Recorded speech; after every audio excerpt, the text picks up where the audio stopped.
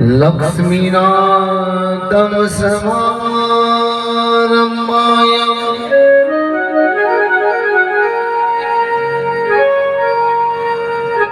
नाथाय मध्यमाम्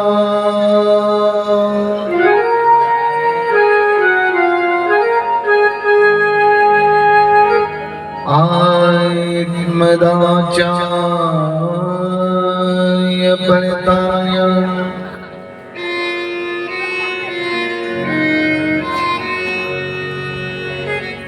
वन्दे गुरु परमपराय नमः।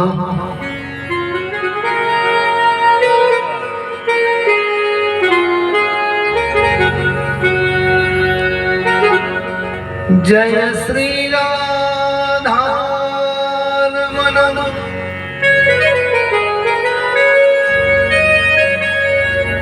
जय जय नवला किशोरी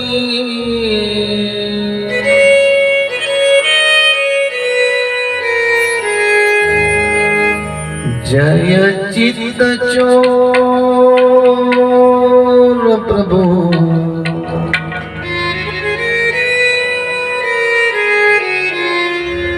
जय जय कनचोर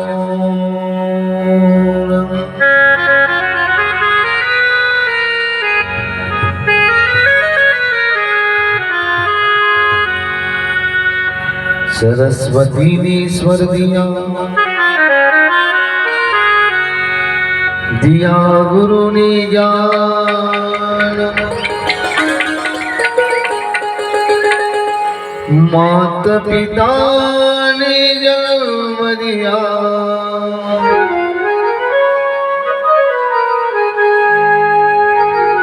रूप दिया भगवान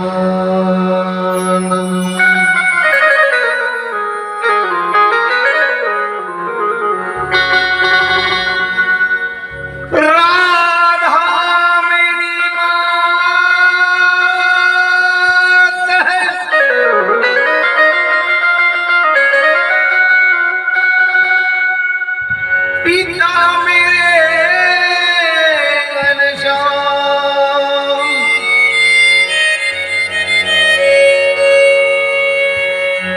इन दोनों के चरणों में मेरा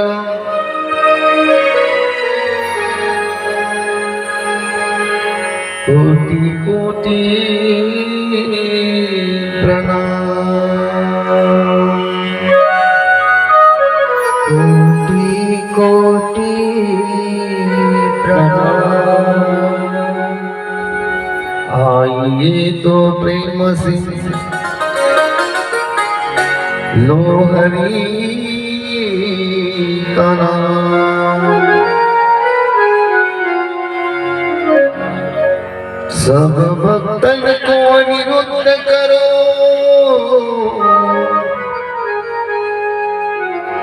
जय जय राधेश्याम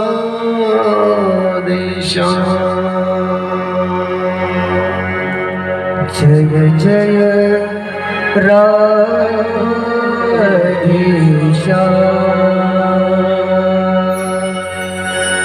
जय जय सीताराम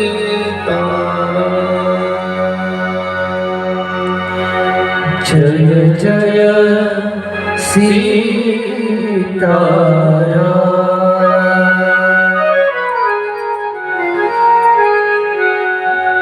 बोलिए भक्त वत्सल भगवान की जय हो भाग्य बिहारी लाल की जय हो आदि शक्ति राधारानी की जय हो श्रीमद् भागवत महापुराण की जय हो सतगुरुदेव भगवान की जय हो जय जय श्री राधे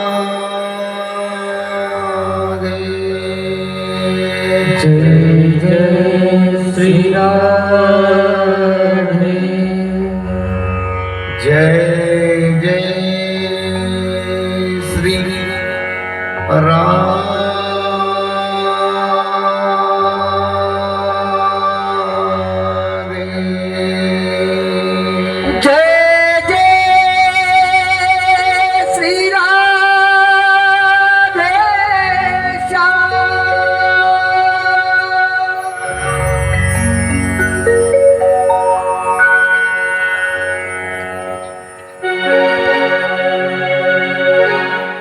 तो आइए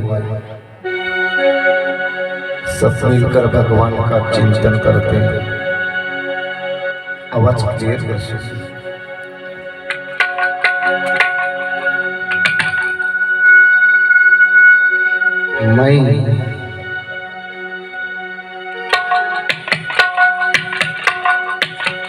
मैं करता रहो गुणगान,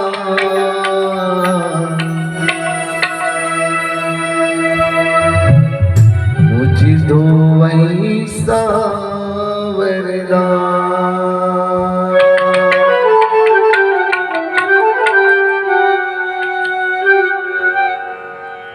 मैं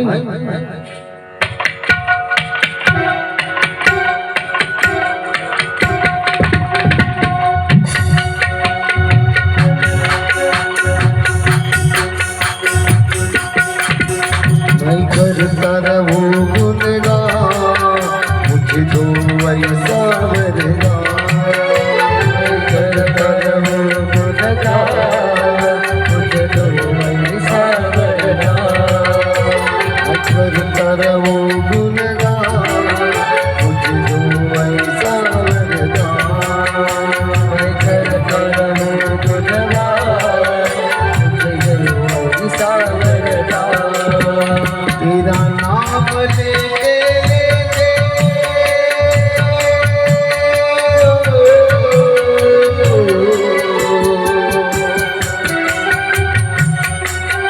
तेरा नाम लेते लेते इस तन से निकले प्राण।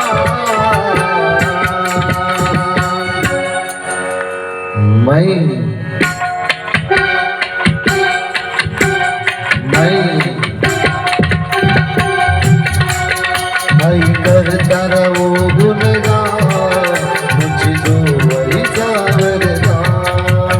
मैं करता रहूं गुणगान, मुझे दो ऐसा वरदान।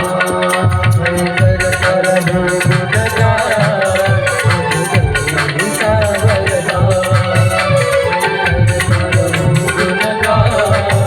मुझे दो ऐसा वरदान। श्री राधे।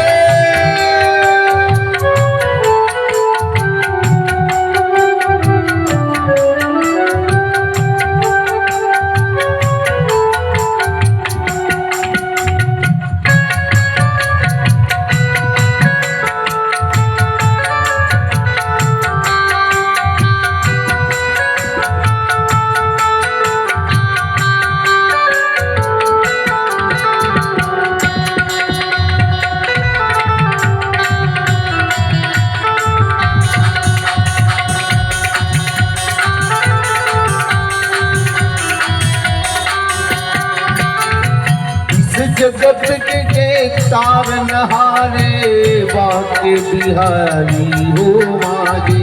बाके बिहारी हो मागे, बाके बिहारी हो मागे।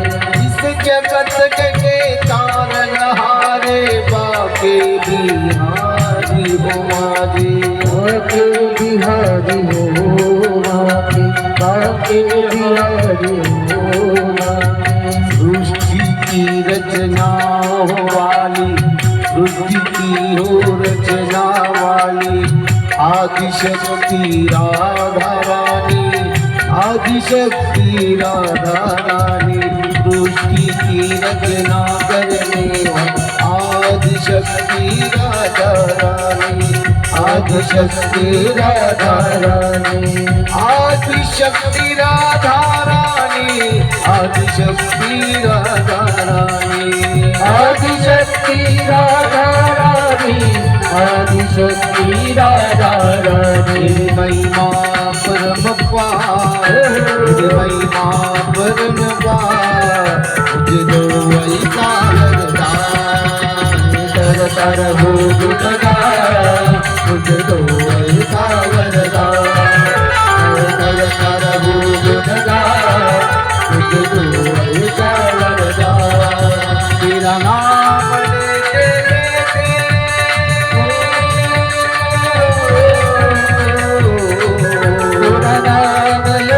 तेरा नाम लेते लेते तेरा नाम लेते लेते एक जन से निकले प्राण मैं करता रहूं गुणगान मैं करता रहूं गुणगान मुझे दो ऐसा वरदान मैं करता रहूं गुणगान मुझे दो ऐसा वरदान मैं करता रहूं गुणगान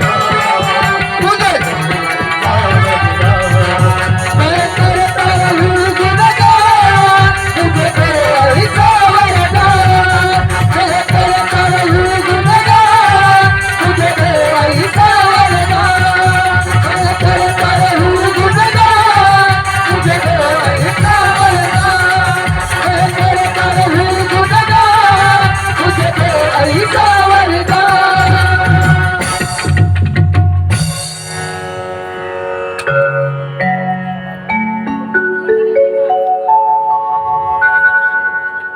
तेरा नाम लेते लेते हो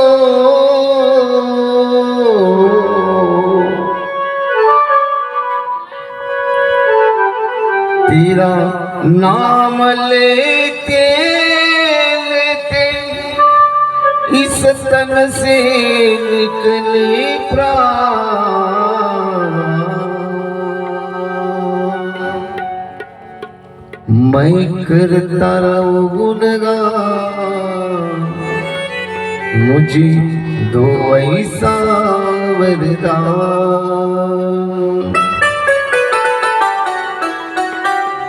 मैं करता रहूं गुणगान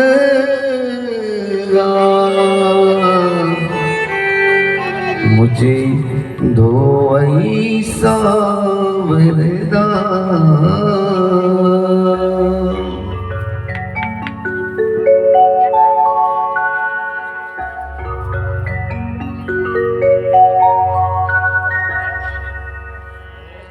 परम पूज्य गुरुदेव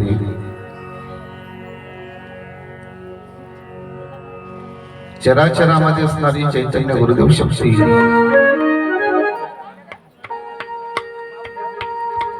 प्रतिमेच्या स्वरूपामध्ये असणारी अनंत कोटी ब्रह्मांड नायक भगवान आदिशक्ती राधाराणी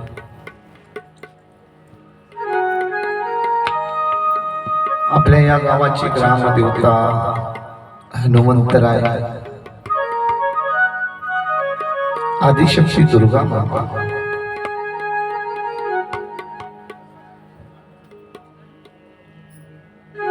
ज्याने हा ग्रंथ रचला सज्जन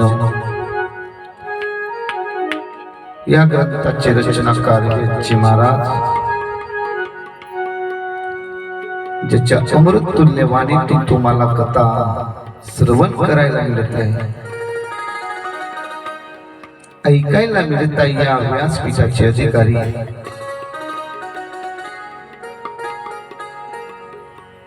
सुखदेवजी महाराज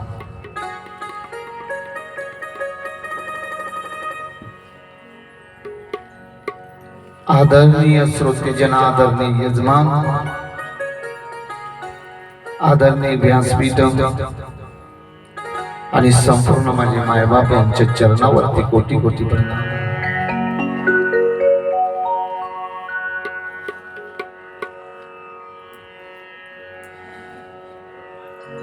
आज आपल्या या कथेचा कितवा दिवस आहे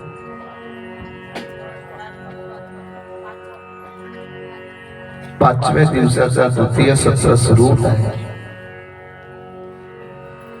आणि सुखदेव महाराज राजा परीक्षिताला उपदेश करत आहेत. राजन,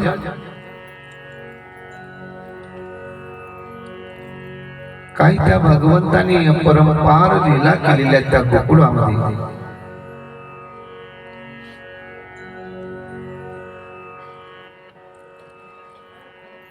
भगवंताचा अलौकिक जो वर्णन होतं, ज्या उद्देशानं भगवंतानं त्या गोकुळामध्ये चरणस्पर्श ठेवलं, सदैव भक्ताचं कल्याण करण्याकरता या भूतलावर भगवंतांनी अवतार घेतलेला आहे. राजन, कितीतरी त्या कंस राजांनी प्रयत्न केलं पण सर्व प्रयत्न अपयशी ठरले.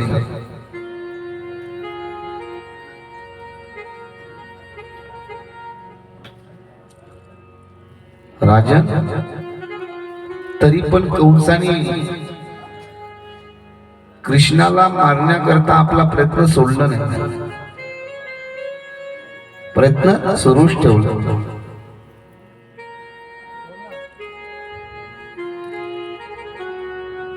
कंसासुर सारी करुणी वीर छार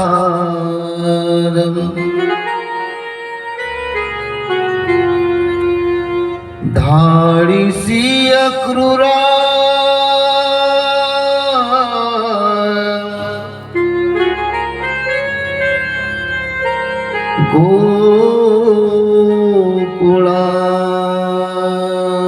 गोकुळाची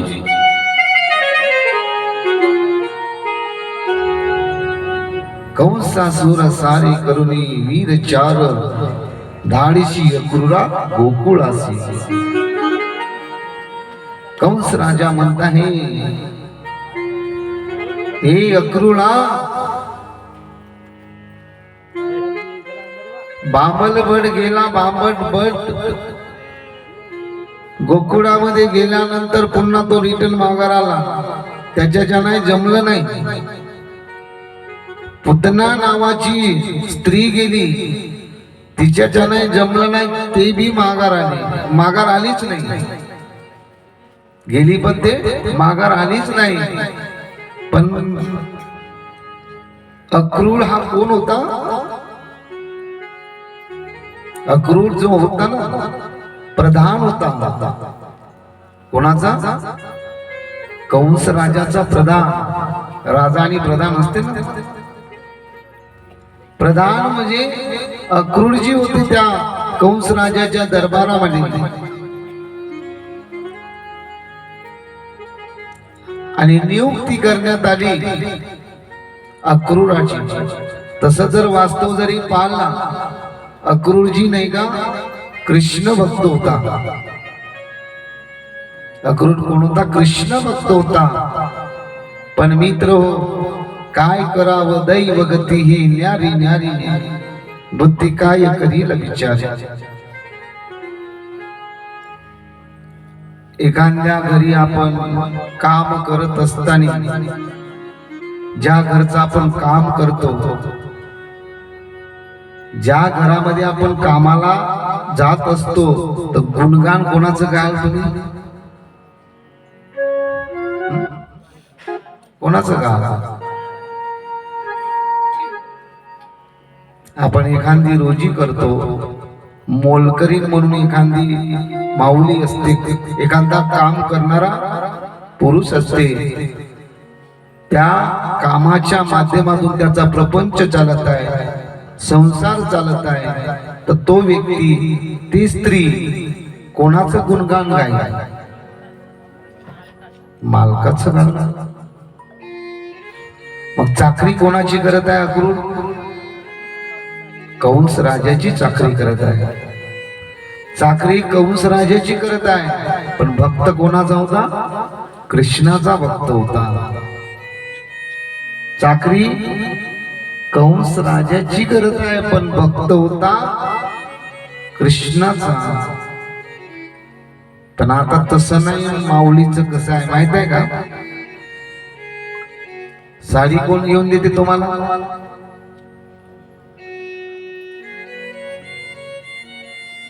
वस्त्र कोण घेऊन देते?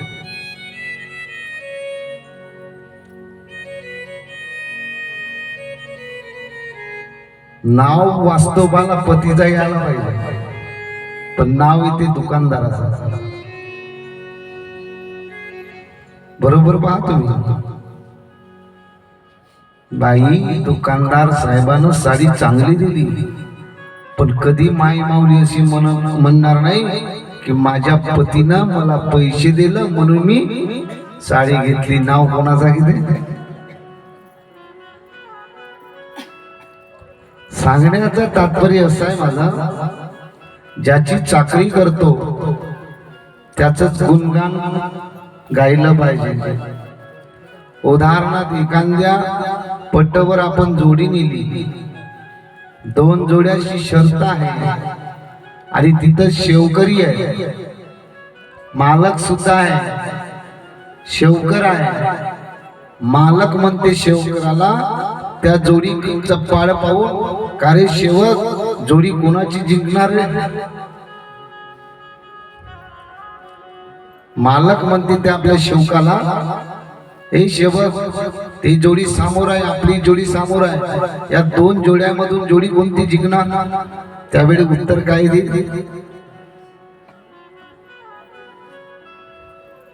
त्याला तर शेवकाला माहित आहे त्या जोडी जे समोर जोडी आहे ना, तिच्यासाठी आपण न धिंगाव. पण तो शेवक कोणाच्या बाजूला बोल? कोणाच्या बाजूला बोलणार आहे? मालकाच्याच बाजूला बोल. मालक, जोडी जिंकणार तर आमची जिंकणार. ज्याचं खावं त्याचंच गुण गावं माणसानं. सांगण्याचा तात्पर्य आहे. तशीच परिस्थिती कोणावर आली? अक्रूरजीवर आली. कंसाच्या दरबारामध्ये वास्तव्य करत असताना हा प्रधान होता अक्रूरजी. नियुक्ती करण्यात आली कंस राजांनी. अक्रूराजी, हे अक्रूरा, अक्रूराचं आव्हान केलं. अक्रूरजी प्रधान समोर आले, हात जोडून विनंती करत आहे, राजे काय आज्ञा असावी? कारण की कृष्णाला मारण्याकरता कंसाने कट रचलं. हा असा सापडत नाही म्हणून, हा असा सापडत नाही म्हणून, कारण मथुरेमधून जाऊ लोक गेले, म्हणजे मथुरेमधून लोक गेले, पण त्यांच्या हातात सापडला नाही. आता एक काम करायचं, तो असा सापडत नाही म्हणून काहीतरी नियोजन आकाश आणि आपल्या इथं बोलवून त्याचा वध करायचा, ही नियोजना आखली कंस राजाने. कंस राजाने ठरवलं कृष्णाला मथुरेमध्ये बोलवायचं. आता बोलवायचं म्हणल्यानंतर नाकतच कोणी पाहुणं येईल का आपल्या घरी? येईल का हो मंडळी? आता एवढी काही पाहुण्याला फुरशत राहिली का? कोणालाच फुरशत राहिली? काम झाला, हो, काम झाला, कामाचा काम झाला, वास्तवाला कामाचा काम झाला ना, पाहुण्याला सुट्टी देऊन द्यायची. तो कोणी जसं म्हणतो का महाराज असो म्हणतो. भागवत कथा संपली, महाराज विदाई देऊन द्यायचा, ठेवायचा नाही, सांगून ठेवतो. अतिसंबंध खोटा, अतिसंबंध खोटा, त्याला आपण म्हणतो ना मराठी भाषेमध्ये. हो, प्रेम करा, 7 दिवसामध्ये प्रेम करा, पण कार्यक्रम झाल्यानंतर अधिकची माया, मोह मायेमध्ये फसू नका. हे संतांची शिकवण आहे. पण मित्र हो, हा जो प्रेम आपल्याला भेटत आहे ना, तुमचा आणि आपला, आमच्या मंडळाचा संचाचा प्रेम, आमचा प्रेम, तुमचा प्रेम, प्रेम एकरूप झाला आणि या प्रेमाला तोडण्याकरता का पाहिजे आता येणार आहे तोडण्याकरता बहुत काही का करावं लागेल. अरे दोन जीव एक आल्यानंतर जेव्हा एका जीवापासून दुसरा जीव जात आहे तर किती वेदना होते त्या जीवाला जाऊन विचार. हो त्याचं नाव आहे प्रेम. किती दुःख होते अंतकरणामध्ये, किती वीर्य होते, किती तकलीफ होते, आपण त्याचा विचार सुद्धा करू शकत नाही. आणि अशा वेळी कंस राजाने धनुर्याग आरंभ ठेवला आपल्याकडे. कारण पाहिजे ना, कारण निमित्त पाहिजे. निमित्ताला कोणालाही बोलवता येते, विनाकारण बोलवलं तर काहीतरी कारण पाहिजे. म्हणून कंस राजाने काय केलं सज्जनो, धनुर्याग आपल्या दरबारामध्ये धनुर्यागचं आयोजन केलं. या तरी निमित्तानं बोलवून याला मारायचं, याचं वध करायचं, हा कंसाच्या मनामध्ये हेतू होता.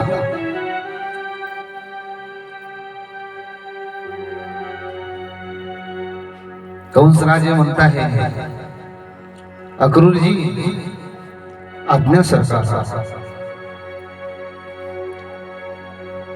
उपस्थित झाला अक्रूर. हे अक्रूरजी एक काम करा, तुम्ही रथ घ्या, रथ घेऊन तुम्ही कुठं जा, गोकुळला जा, म्हणजे गोकुळाला जा.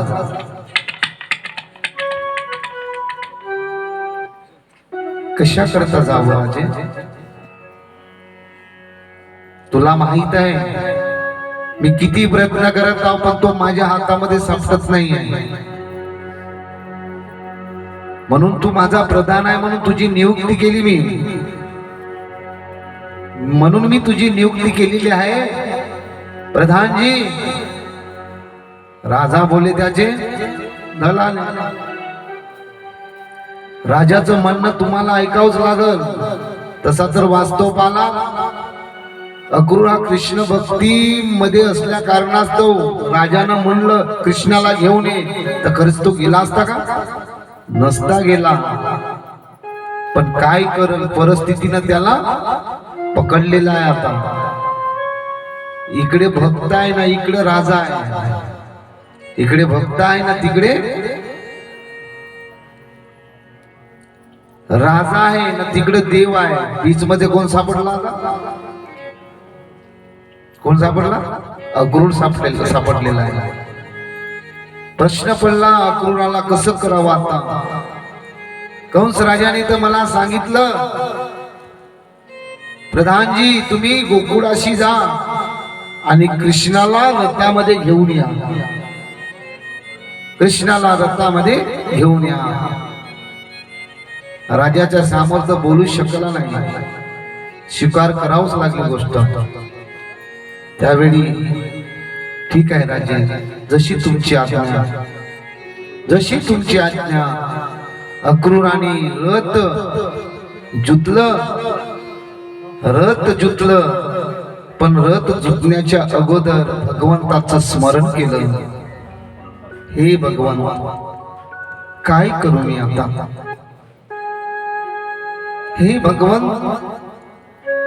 हे अनंत कोटी ब्रह्मांड नाही, मी तुमचा भक्त आहे, माझी श्रद्धा आहे तुम्हावर. मला या गोष्टीची जाणीव नाही आहे की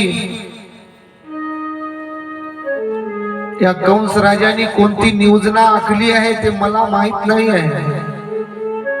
पण तुम्हाला बोलवण्याकरता माझी नियुक्ती केली आहे भगवान. पण हा कंस राजा दुराचारी आहे, तुम्हाकडे पाठवण्याचा काहीतरी कट आहे. माझ्या मनामध्ये भास होत आहे भगवन.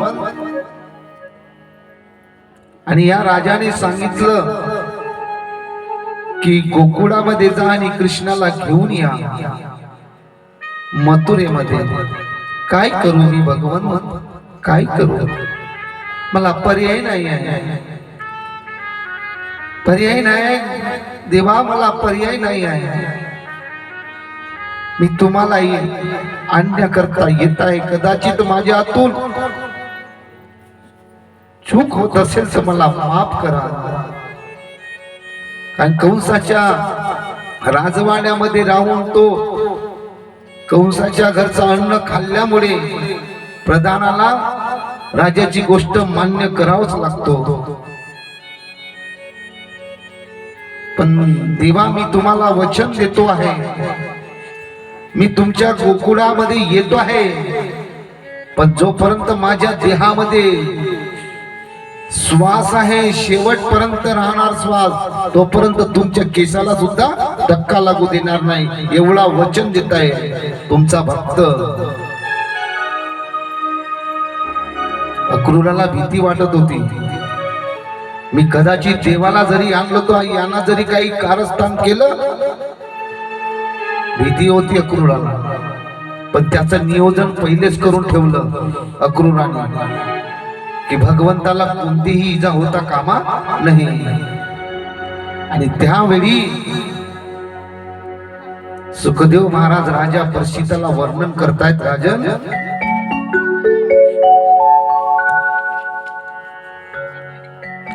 अक्रूराने रथ जुतला आणि मथुरेमधून निघालेला आहे, मथुरेमधून निघालेला आहे. आता मथुरा आणि गोकुळ काही अंतर आहे का? कोणी मथुरेला घालला आहे का? मथुरा बघितल्या? वृंदावनला गेल्या?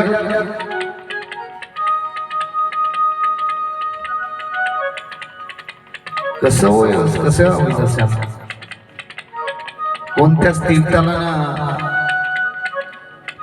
एखाद्या तीर्थाला गेल्या का म्हणलं तर उत्तर देत नाहीच. म्हणून नाही, तीर्थ करा, कुठं तरी जा, देव भेटत नाही, मानसिक समाधान भेटते. हो,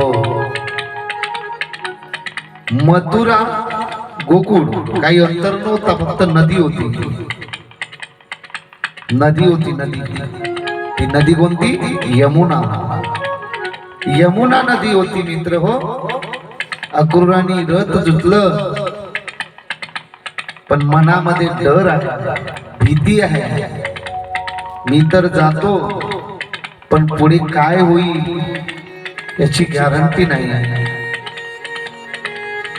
मथुरेमधून निघाला एकदाचा, नदी पडली यमुना, आणि यमुनामध्ये प्रवेश केलं. प्रवेश केल्यानंतर यमुना पार केलं. यमुना पार केल्यानंतर अक्रूराच्या मनामध्ये जो डर निर्माण झालेला होता, आणि माणसाच्या मनात डर एकदा निर्माण झाला ना, तर तुमच्या असो का आपल्या असो,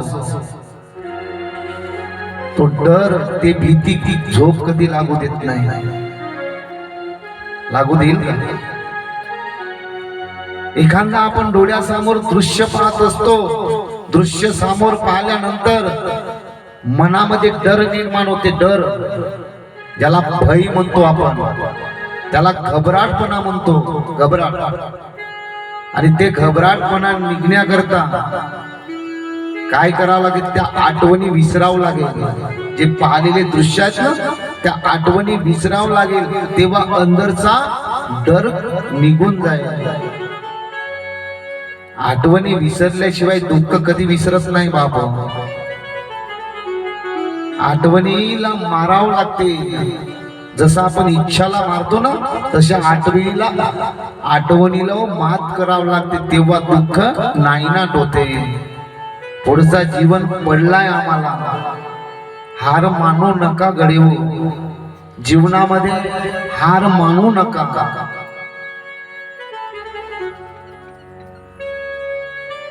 याच्या मागचा जो दिवस आहे, मागच्या दिवसामध्ये काय घडलं, काय झालं ते विसरून जा आणि पुढचं जीवनामध्ये तुम्हाला आम्हाला काय करणे आहे, आम्हाला काय करणे आहे, पुढची वाटचाल पकडा.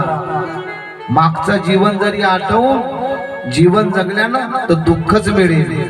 आता मागचे जीवन आठवून जीवन जगण्याचं कारण कोणतं आहे ते सांगतो.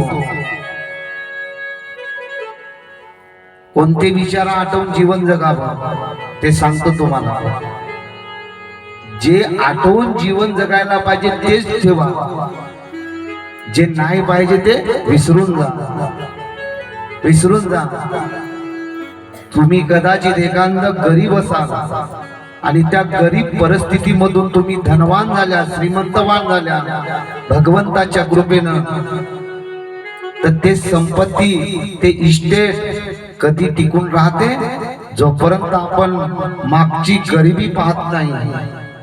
आणि गरिबी पाहिल्यानंतर तेच दिवस आठवून मी होतो कसा, मी झालो कसा, ते जीवन म्हणजे धनवानाचं जीवन चरित्र आठवून जीवन जगू नका, तर कोणाचं आठवून जीवन जगा, गरिबीचं. गेलेली गरिबी ते जीवन आठवून जीवन जगल्यानं तर तुमच्याकडे संपत्ती ते बरोबर टिकून राहील, आपल्याकडे संपत्ती बरोबर टिकून राहील. हे गरीब विचारा आठवून जीवन जगणे, ते आम्ही जीवन जगलो होतो कसे ना झालो कसे. आमच्या जीवनातला चरित्र जरी बघाल का नाही मित्रो, या व्यासपीठावर बसलो हे पुण्य गुणाची आहे, तर आमची गरिबी आहे. आम्ही शून्यातून विश्व तयार झालेले लेकरं आहोत. अरे आता काय सांगावं, आता सांगायला गेलं तर लई आहे. आपले चरित्र कुठं सांगू नये, पण आपल्या चरित्रापासून एखादा लेकरावर परिवर्तन होत असेल ना, ते सांगायला काही हरकत नाही आहे. राजसजी महाली सौख्य कुणा मिळाली, ती सर्व प्राप्त झाली, ती सर्व प्राप्त झाली. झोपडीत माझ्या, झोपडीत माझ्या, किती आनंदी आनंद, आनंद किती आनंदी आनंद. या झोपडीत माझ्या, या झोपडीत माझ्या, या झोपडीत माझ्या.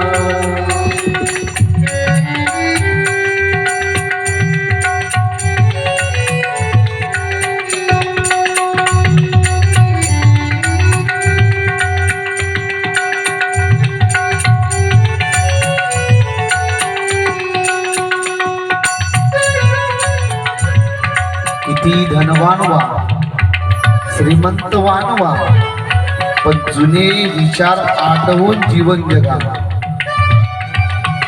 जुने विचार आठवून जीवन जरी आपण जगलं ना बाबू, तर तुम्हाकडे संपत्ती भगवान देत आहे, तो छप्पर फाडकर देत आहे. भगवंताची कृपा जेव्हा होते ना, तर आपण पकडू शकत नाही, एवढं देतो आहे. पण जीवन जगत असताना जुने विचार आठवा, जे आपल्याला पुढे कामात येत आहेत ते विचार आठवून जीवन जगा. किती जरी माणूस गरीब असेल तर तोच धनवान झाल्याशिवाय राहणार नाही. आम्ही गरीबच होतो ना. गरीब होण्याला कारण गरिबी नाही, परिस्थिती तशी येते. माणूस गरीब नाही आहे, माणसाला परिस्थिती बनवते. परिस्थितीनुसार वागावं लागते बाबा. आणि तिथून आम्ही घडलो, शून्यातून विश्व तयार केलो.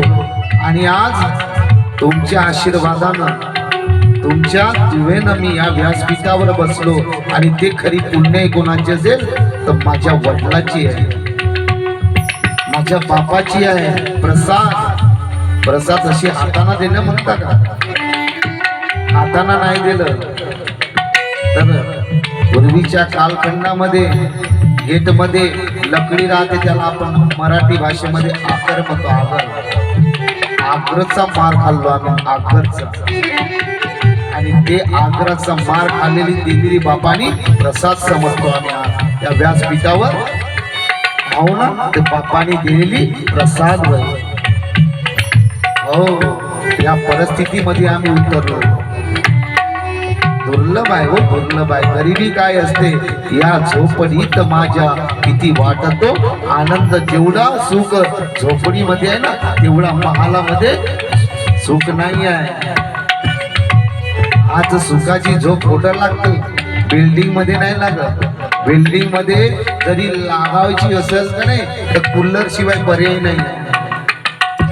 कूलर शिवाय पर्याय नाही. सुखाची झोप कुठं लागते? झोपडी जे जुने मकान होते ना तिथंच निवांतपणे झोप लागते. म्हणून वंदने राष्ट्रसंत तुकडोजी महाराज म्हणतात, भूमीवरी पडावे आकाश पांघरावे,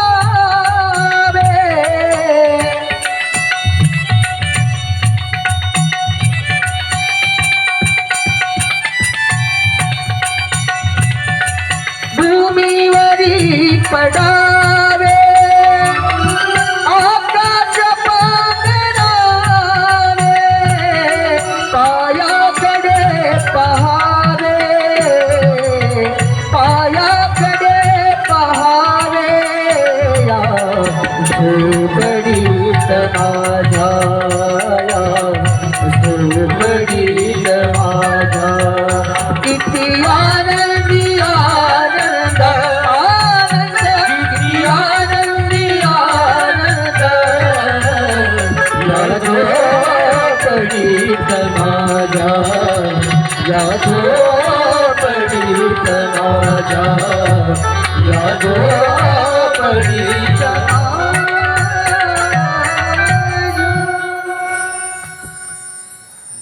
सुखदेव महाराज राजा परिषिताला वर्णन करतायत. राजन, अक्रूर तर रथ घेऊन आला गोकुळामध्ये, पण मनामध्ये डर होता हो. अक्रूराला चिंता वाटू लागली, मी कृष्णाला आणण्याकरता जाता हो, पण नंद बाबा काय म्हणतील मला, ते यशोदाई काय म्हणतील मला. मी कदाचित पूर्ण वृत्तांत सांगितलं कंस राजाचं की यांनी कपट केलं म्हणून, तर कदाचित नंद बाबा आणि यशोदाई कृष्णाला कधी पाठवणार नाही. लय भीती वाटू लागली अक्रूर महाराजाला. कसं बोलावं त्यांच्यासोबत? अरे आई वडिलांपासून मुलगा दूर करणे काही सर्वसाधारण गोष्ट नाही आहे. तुम्ही एखाद्याला मदत करू शकाल का? एखाद्याला पुत्र संतती नसेल तर त्यांना जरी अपेक्षा केलं तर तुम्ही तुमचा मुलगा मला द्या म्हणून तर द्याल का तुम्ही? द्याल? तो नाही बाप. त्याच्यासाठी अंतकरण मोठा पाहिजे, अंतकरण मोठा पाहिजे. अशीच परिस्थिती अक्रूरावर येऊन पोहोचलेली आहे.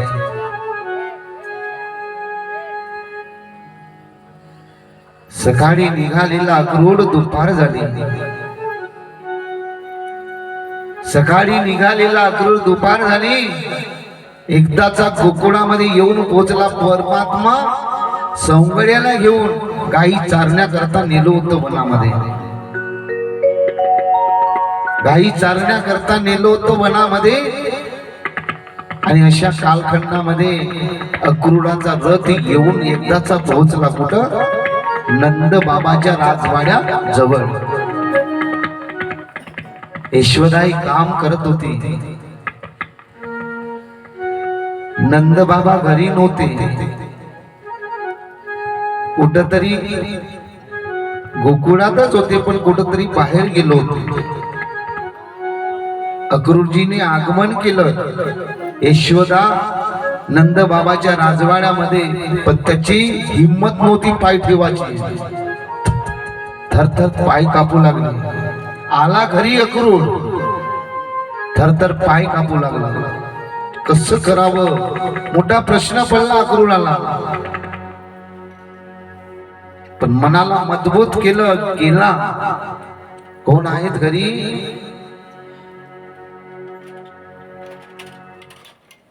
आहेत का कोणी? आवाज दिला अक्रूर महाराजांनी. तेव्हा यशोदाही घरामध्ये काम करत होती. आवाज आला म्हणून कोण आहे म्हणून बाहेर जेव्हा निघाली तर अक्रूरजी होते. यशोदाईनं स्वागत केलं. अक्रूरजीचं स्वागत तर जोरदार केलं, पण मनामध्ये गोष्ट होती. कशा करता आले होते? कृष्णाला नेण्याकरता. पण कृष्ण घरी नव्हता, वनामध्ये गायी राखण्याकरता गेलेला होता. तेवढ्यामध्ये नंद बाबा आले. आणि नंद बाबा आल्यानंतर अक्रूरचीच आणि नंद बाबाची भेट झाली. दोघांनी आलिंगन दिला. का पूर्वीचा नाता होय, पूर्वीचा नाता होता सज्जनो. दोघांनी आलिंगन दिलं. आठवण झाली. आठवण झाल्यानंतर अक्रूराच्या डोळ्यामध्ये अश्रू निघाल्या, पण नंद बाबाला दाखवलं नाही. आलिंगन दिल्यानंतर दिसतात का अश्रू? दिसणार नाही ना. आलिंगन दिलं, अश्रू काढलं डोळ्यातून, अंतःकरणामध्ये पेटत आहे. कसं सांगावं मी नंद बाबाला की नंदजी मी तुमच्या लेकराला आणण्याकरता आलो. कुठं? मथुरेमध्ये कंस राजाने धनुर्याग यत्न केलेला आहे, आरंभ केलेला आहे. तिथं कंस राजाने कृष्णाचं बोलवणं केलेलं आहे, म्हणून मी नेण्याकरता आलो आहे. हिम्मत होत नव्हती बाबा. कस तरी मनाला बांधलं. अक्रूराने मनाला बांधलं आणि त्यावेळी अश्रूला आवरलं आणि आवरल्यानंतर मान सन्मान झाला. बसले. काही वेळ तास निघून गेले, पण अक्रूराच्या मुखातून शब्द निघत नव्हता. अक्रूराच्या मुखातून शब्द निघत नव्हता की मी कशा करता आलो. नंद बाबा म्हणताय लय दिवसानं येणं झालं. कसं काय येणं झालं? असहज आलो. अक्रूर म्हणताय मी सहज आलो, पण कारण सांगत नाहीये. सहज आलो, आठवण आली म्हणून. आठवण आली म्हणून आलो. त्यावेळी अक्रूरानं विचार केला. 3 वाजले. ज्या उद्देशानं मी इथं आलो, ज्या राजानं मला पाठवलं इथं कृष्णाला नेण्याकरता म्हणजे आणण्याकरता, तो शब्द जरी नाही बोललो तर कसं होईल? नाही, मला बोललं पाहिजे. त्यावेळी अक्रूराने हात जोडलं नंद बाबाच्या समोर आणि यशोदाई बसली होती. हे नंद बाबा, हे यशोदाई, मी कारण घेऊन आलो आहोत. तुम्हाला अजूनपर्यंत कारण सांगितलं नाही. 4 वाजून गेले. वेळ समय पल पल बीत रहा है. वेळ निघून जात आहे. अक्रूरला प्रश्न पडला आता कसं करावं. सायंकाळ कदाचित होईल. सूर्यास्त होण्याच्या अगोदर मी मथुरेला गेलं पाहिजे याच्या मनामध्ये आस होती. आणि त्यावेळी हळूच गोष्ट काढली. नंद बाबा, मी तुमच्या कृष्णाला नेण्याकरता आलो. कुठं? मथुरेमध्ये. मथुरेमध्ये कशा करता कंस राजाने धनुर्याग आरंभक ठेवलेला आहे आणि तिथं कृष्णाचं बोलवून आहे म्हणून मी नेण्याकरता आलो. नंद बाबा तर काही बोलले नाही, पण यशोदाई म्हणताय काय बोलता हो तुम्ही, काय बोलता तुम्ही? कृष्ण केवढा आहे आमचा, अजून त्याची वय झाली नाहीये. आम्ही असं ऐकलं तो कंस पापी आहे, तो कंस पापी आहे आणि आमचा मुलगा तुम्ही नेण्याकरता आला इथं. खबरदार कोणी बोलल्या तर माय हो, मायेपासून लेकरू दूर करण्याकरता हिंमत पाहिजे. हो तुम्ही पहा ना जनावर पाहिलं ना, अरे गाईचा बछडा दूर करून पहा, गाईचा बछडा दूर करून पहा. माहित आहे ना, गाईचा बछडा जरी दूर केला का नाही, हो ते माय होय. कशीची पशु ते प्रत्येकाच्या घरी आहे, कशी फपणारी मारते तू, माहित आहे ना. हो एवढी माया असते, लेकराला दूर करणे म्हणजे लहानसण गोष्ट नाही आहे.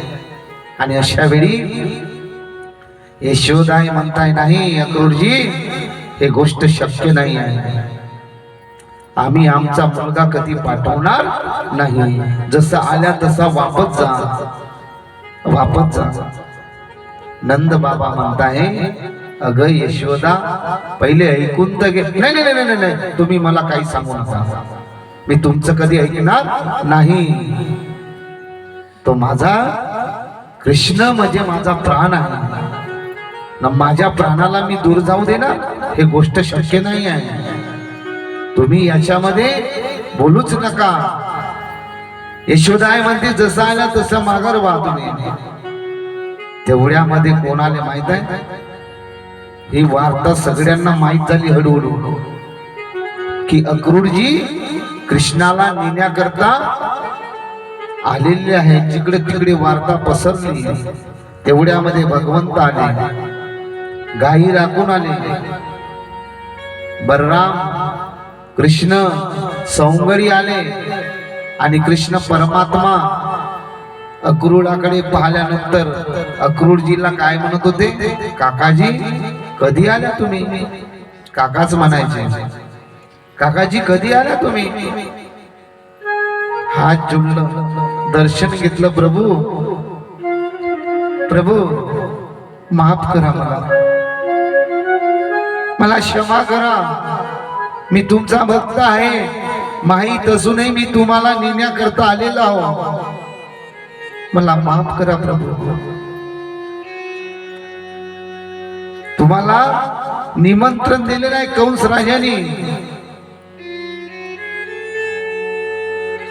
आणि आणण्याकरता रथाची तयारी करून मला इथं पाठवलं गोकुळामध्ये. कृष्ण काय म्हणताय, काका मथुरेमध्ये जाण्याकरता मग एक काम करा ना, चला ना आता चला. बघा किती भाव आहे, आता चला. अक्रूरजी म्हणताय अरे कृष्ण, हे भगवंत आताच तुम्ही वनातून आल्या ना, आताच चला म्हणताय तुम्ही. पहिले भेटतो, हातपाय धुवून घ्या. नाही नाही काका चला, तुम्ही चला तुम्ही रथावर बसा, चला आपण जाऊ. यशोदाय म्हणताय हे कन्हैया, हे कृष्णा, तू काय बोलत आहे. तो तुझा मामा वही ना, तो मामा कसा आहे मला माहित आहे, तो दुष्ट आहे ना. मी तुला त्याच्याकडे पाठव, हे गोष्ट शक्य नाही आहे. आई बोलत आहे यशोदाई, पण यशोदाईकडे लक्ष नाही आहे. काका चला तुम्ही, चला. काय हो भाव आहे. यशोदाईने डोळ्यामध्ये अश्रू आले. हे विधात्या, हे कृष्णा, नाही रे बाळा तू जाऊ नको. अरे तुझ्यामुळेच तर ह्या गोकुळाची शान आहे. तू आमचा सखा, आमचा प्राण आहेस. तू जरी गेला तर आम्ही कोणाच्या आधारानं जगणार आहे? तो कंस काय करेल याची काही शाश्वती नाही आहे बेटा. तू जाऊ नको. यशोदाईनं हात जोडलो. यशोदाईनं हात जोडलं. हे बाकी बिहारी, एक आई त्या अक्रूराकडे भीक मागत आहे. अक्रूरजी,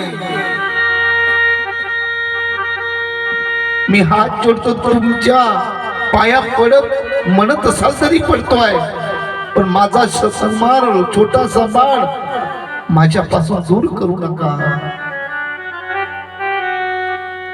तो कृष्ण तो नादान आहे. त्याला काय कळणार आहे? तिकडे नेल्यानंतर काय होईल ही शाश्वती आम्हाला माहित आहे. मी तुमच्या पाया पडतो, आमचा पुत्र आमच्यापासून दूर करू नका. त्यावेळी अक्रूराच्या डोळ्यामध्ये सुद्धा अश्रू आहे. नंद बाबा म्हणत आहेत, अक्रूरजी आमचा एकुलता एक प्राण आहे हो. या गोकुळाची शान आहे. आमच्या कृष्णाला आमच्यापासून दूर करू नका. आई वडिलांनी हात जोडला अक्रूराच्या समोर, पण कृष्ण परमात्मा मध्ये काका चला, काका चला. शेवटी यशोदाईनं मिठी मारली. कृष्णा जाऊ नको रे.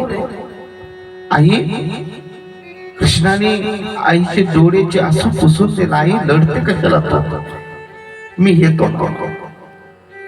अगं मी येतो. तू माझ्यासाठी लढत आहे. तू माझी चिंता करू नको. तो माझी चिंता करू नको. तुला माहित आहे माझा अवतार कशा करता झालाय? बाळा, कशा करता झालाय ते तर मला माहित नाही, पण आज आमचा तू काढच आहेस.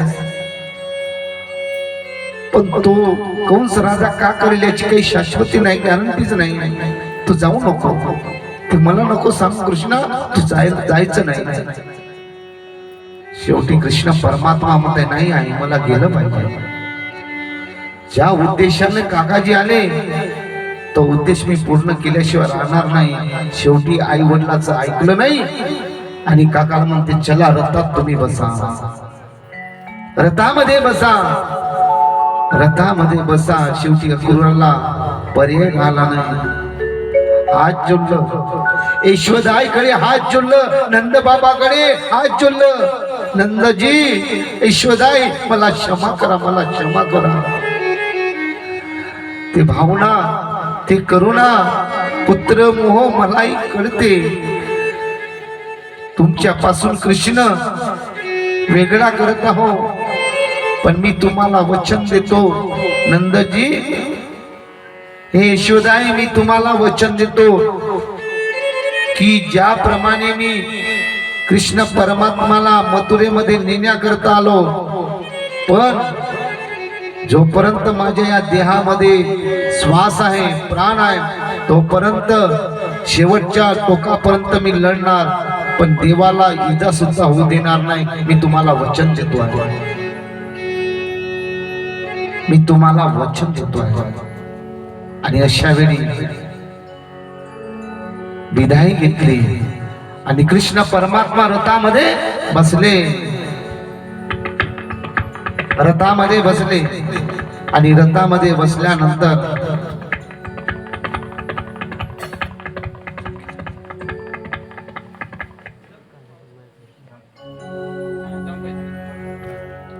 रथामध्ये बसले. आता रथामध्ये बसल्यानंतर आई वडील गैवर होत आहे. पुत्र मोहामध्ये डुबून गेले, पण कृष्ण कधी मानायला तयार नाही. आता मला सांगा, मुलाला घडवायचंय तुम्हाला, तुमच्या जवळ ठेवल्यानं होईल का? मला उत्तर द्या. मावल्या, पुरुष मंडळी, आई वडिलाजवळ मुलगा कदाचित राहिला तर मुलामध्ये परिवर्तन होईल का? नाही. मुलाचं भवितव्य करायचं असेल, मुलीचं भवितव्य करायचं असेल ना, तर कुछ पाने के लिए भी खोना भी पड़ता है. मुलाला घडवायचं असेल बाबा, तर कोणत्याच आई वडिलाला असं वाटत नाही की माझा मुलगा दूर राहावा. आज माझा मुलगा माझ्यापासून दूर आहे का मला वाटत नाही.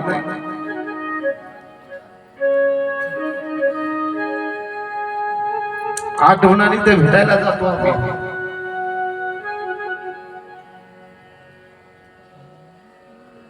त्याग करावं लागतं. त्याग. मुलाचं भवितव्य जरी घडवायचं असेल तुम्हा आम्हाला, तर मुलाचा त्याग करावं लागतं. आपल्या जवळ ठेवून काही त्याची लाईफ बनत नसते. माझा मुलगा आहे गडचिरोलीला, 7वीत आहे. कोणता आई वडील ठेवल? आपल्या आई वडिलापासून लेकरू दूर राहू शकेल का? नाही. तरी पण ठेवलो आम्ही. सैनिक गोंडवाना माहित आहे तुम्हाला? गडचिरोलीला कॉलेज आहे, गोंडवाना सैनिक म्हणून. तिथं मुलगा आम्ही ठेवलं. 1-1 महिना 2-2 महिने आम्ही भेट घ्यायला जात नाही. आमच्यापासून दूर आहे. कारण आम्हाला पुत्र मोह नाही आहे सर्वांनाच, पण कुछ पाने के लिए भी खोना भी पड़ता है. मुलाला घडवायचं असेल तर काही गोष्टीला आई वडिलाला त्याग करावा लागते. त्यागाशिवाय मुलगा मुलगी घडू शकत नाही. त्यागाशिवाय मुलं घडूच शकतच नाही. तर प्रत्येकाला आई वडिलाला कळायला पाहिजे की माझा मुलगा घडला पाहिजे. त्या मुलाला घडवायचा असेल तर कुठंतरी पाठवाच लागेल. घरूनही शिकत असते मुलगा, त्याच्यामध्ये श्रद्धा असेल, विश्वास असेल, तळमळ असेल, जिज्ञासू असेल तर घरूनही मुलगा शिकू शकते. पण सध्याच्या परिस्थितीनुसार जो सध्याचा जो वातावरण आहे, या वातावरणाकडे लक्ष घालून सध्याच्या परिस्थितीमध्ये मुलगा घडू शकत नाही. वातावरण पहा ना तुम्ही.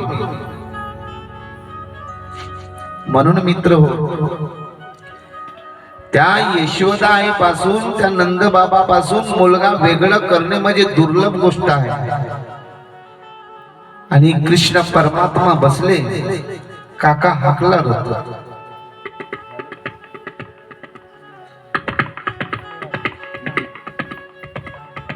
काका रथ हाकला. शेवटी सर्व गोकुळवासीय जमा झाले. सर्व गोकुळवासीय जमा झाले. अक्रूरजी कृष्णाला नेण्याकरता आलेले आहे. कारण गोकुळामध्ये कोण होता? हो, कोण होता? कृष्ण परमात्मा म्हणजे त्यांचा प्राण होता. त्यांचा प्राण होता कृष्ण परमात्मा. म्हणजे सर्व गोकुळवासियांना त्या गोकुळाला स्वर्ग बनवलं होतं.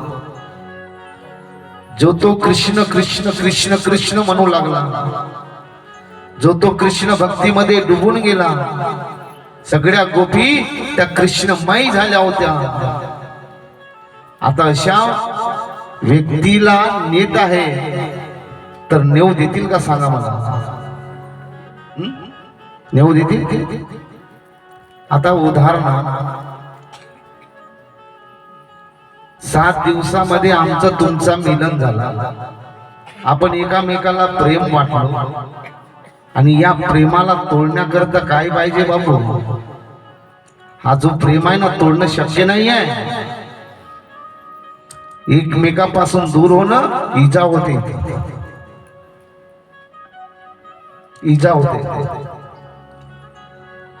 अरे आपण 7 दिवसात मध्ये आलो तरी प्रेम जागृत भाव निर्माण झाला. तर कृष्ण त्या गोकुळामध्ये वास्तव्य केलं तर त्या गोपी कृष्णमय भक्तिमय वातावरणात डुबून गेल्या होत्या. आणि असा तो सखा या गोकुळामधून निघून जात आहे ही बातमी पोचता बरोबर सर्व गोप गोपिया इकडे येऊन पोचले.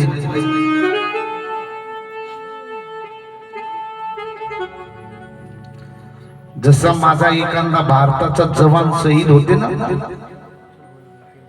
एखादा भारताचा माझा जवान शहीद होते तर त्या जवानासाठी कितीतरी लोक लढतात. शहीद होते ना, तुमच्या गावामध्ये आहे का एखादा सैन्य? आहे का सैन्य? म्हणजे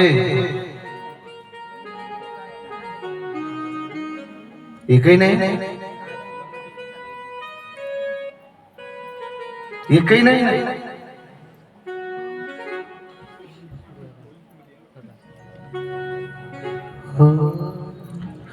शहीद जेव्हा होतो ना तर त्या शहीदासाठी लोक लढतात.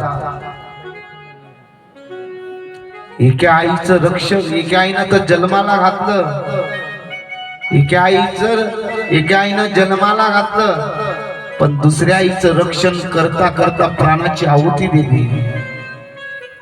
या मातृभूमीला वाचवण्याकरता तो शहीद जवान, आपला भारताचा जवान,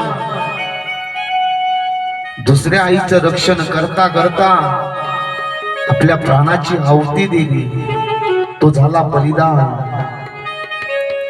तो झाला बलिदान. तो बलिदान देशासाठी अर्पण करतो तर त्याचा मान सर्वसाधारण वस्तुस्थितीमध्ये केला जात नाही. बैकुंठ